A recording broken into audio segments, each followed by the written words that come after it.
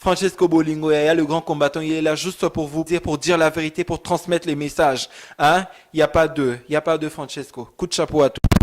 En tout cas, merci vraiment la Francis, c'est plus que Bolingo. La façon dont vous avez vraiment tu es un patriote. Toi, le micro, il y a Francis plus que Bolingo.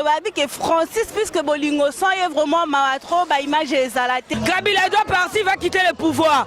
Ceux de Congolais, tu as télématé, Moka Biso est échangé.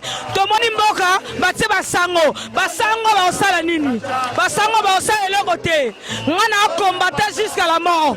Kabila Okende, na maman Olivia, na Kanyambe, na Zoé, na Jeannette, bango tout.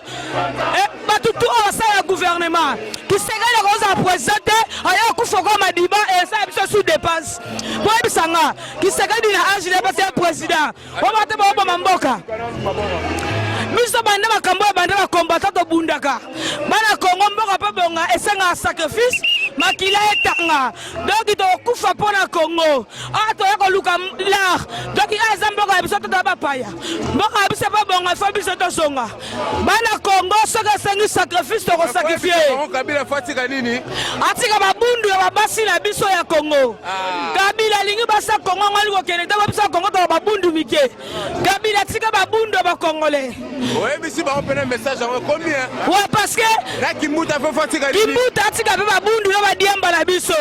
Kimuta ateka Congo pour passer partir cimetière. Cimetière ba innocent ba okunda ma viva na bat o Kabila ba boma ba okunda ba pisa na cimetière ya Kimuta. Anda Kimuta toyebi yo batozo bomo za complice. Colonel Kanyama colonel Mukinza. Yo leki bara moto te. Yo leki bara misesité bato boma.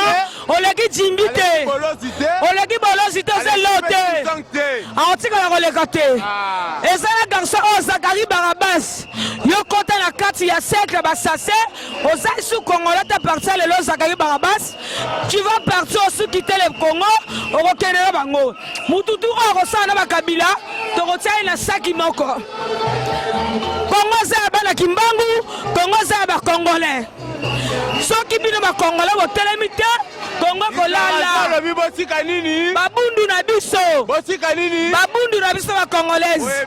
Kabila yebela mande sili Kabila. Ndo zana do so kufi to kundo na Beni. O bango samba na laye, mais to bareyo obomi mingi. Omoni mokili oyo Kabila eza yote. Obengana defao mwana Congo. To lembi mutuana mais to comprendre te affaire oyo ya président protocolaire et outi wapi. Papa, botika kokosa biso population. Botika kokosa to lembi ba gros mot na bino wana.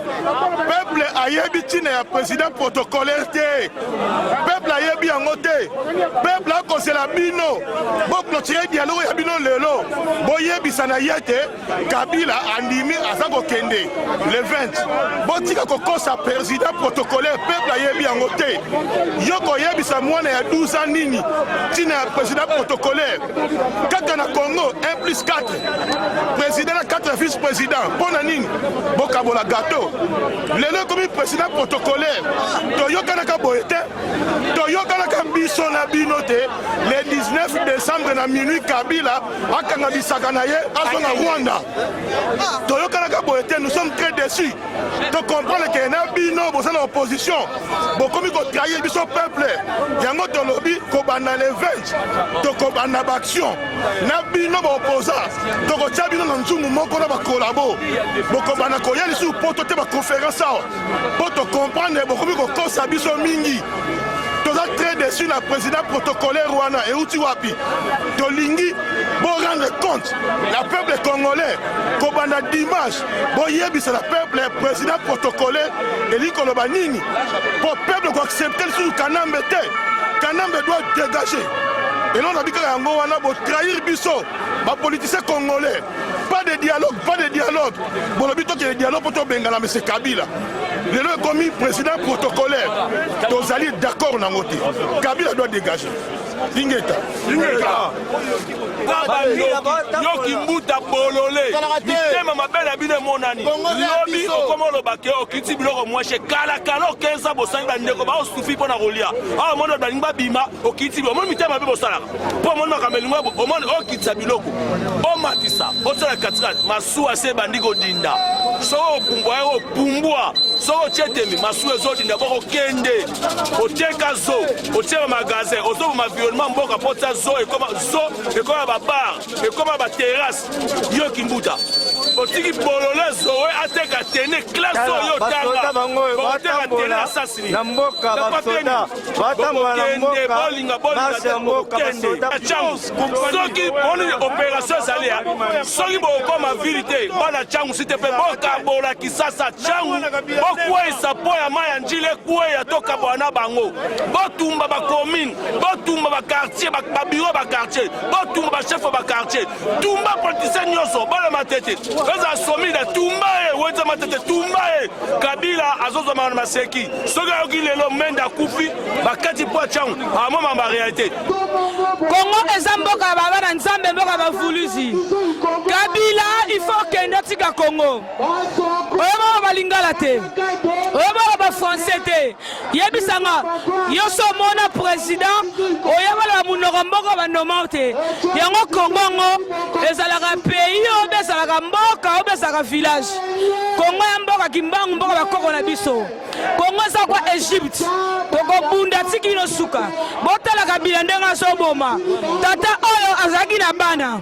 tata oyo azalaki na mwasi kabila aza na droite ya korache vie ya bakongolais kabila aza na droite ya korache vie ya bakongolais kabila aza na droite ya koviole mpo mpe kongola ingeta na bino botelema so esangi makili etanga nga na bunda mpona Kongo nga na bajournaliste oyo te babangaka Kongo c'est mon pays bakunda mutolo na nga na Kongo kabila ntango azali na Kongo osaka te nga na mwana sera Mobutu kabila aokende doit parti aotika pouvoir kabila mpe aokebonta tokoboma yo tokokundola bende bana Kongo eza pasi kozanga Francisco Bolingo eza pasi yango Bolingo tikala kaka umela pona RDC Francisco Bolingo mema biso likolo toleka ingeta Francisco plus que Bolingo ozo sana Congo vraiment nzambe akopesa yo akorépondre yo